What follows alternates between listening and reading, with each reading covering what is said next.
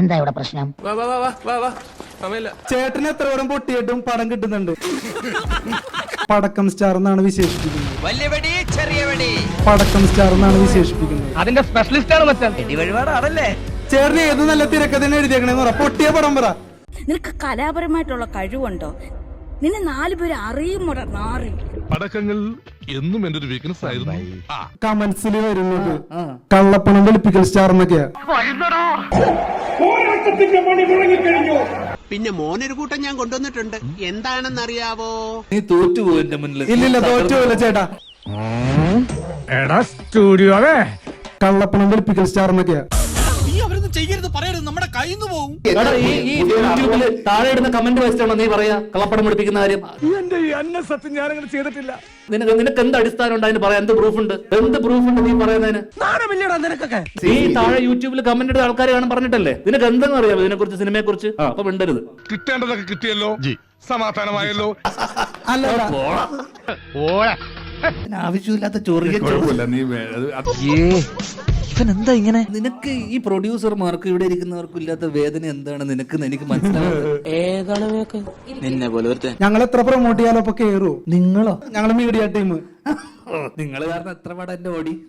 നിങ്ങൾ കാരണം എന്റെ ഓടി ഒരു പടം പറഞ്ഞുതരും. 7 പടങ്ങൾ നിർത്തി പൊട്ടി എന്റെ പ്രതീക്ഷ മുഴുവൻ. കപ്പൽ മുതലാളി കഴിഞ്ഞു. എത്ര നായക വേഷം കിട്ടി രമേഷ് പിഷാരടി ചേട്ടന്? സൈഡ് റോളിലോട്ട് പോയില്ലേ?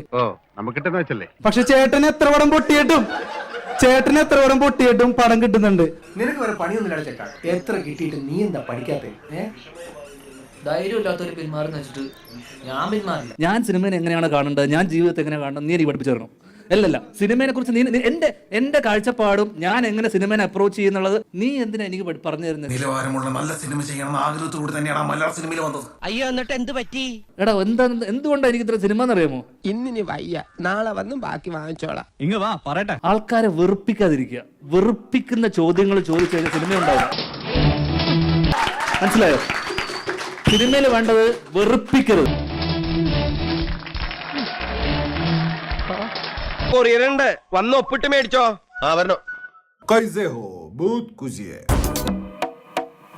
ആദ്യം തരിക്കും, പിന്നെ കുത്തി തരിക്കും, എന്നിട്ടെല്ലാം മാറ്റിമറി. ഫോറസ്റ്റ് അപരാധം, അതിൽ കുറച്ചൊന്നും പറയാൻ കഴിയില്ല. ധ്യാൻ ശ്രീനിവാസൻ, മറ്റുള്ളവരെ കുറിച്ച് ഒന്നും പറയാനില്ല. ഇതൊരു സിനിമയായിട്ട് പോലും കൂട്ടാൻ പറ്റൂല. ഇതൊരു ഷോർട്ട് പടക്കം സ്റ്റാർ എന്നാണ് വിശേഷിപ്പിക്കുന്നത്. ഫിലിമായിട്ട് കൂട്ടിയാൽ പോലും one of the worst short films.